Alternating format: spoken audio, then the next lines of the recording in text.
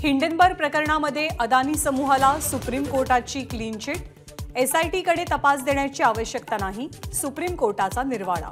सध्या आम्ही कुणाच्याही बाजूने नाही, आमदार बच्चू कडू यांचं वक्तव्य। तर बच्चू कडू महायुतीतच असल्याचा बावनकुळे आणि भुसेंचा दावा।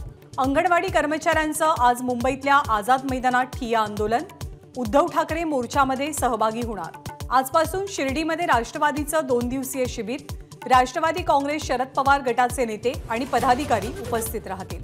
2 महिन्यात जातगणना पूर्ण करा, छगन भुजबळांची मागणी। 15 दिवसात ओबीसींचं सर्वेक्षण होतं तर जातगणनेसाठी 2 महिने पुरेसे, भुजबळांचा दावा। महाराष्ट्रातील माल वाहतूकदारांचा संप मागे, आजपासून वाहतूक सुरळीत होणार। महाराष्ट्र राज्य वाहन चालक मालक महासंघाची घोषणा। संपाचा परिणाम बाजार समित्यांवर। 2 दिवसांच्या संपामुळे पुण्यात भाज्यांची आवक घटली, भाव वाढले, तर सोलापूरमध्ये आज कांद्याचे लिलाव बंद।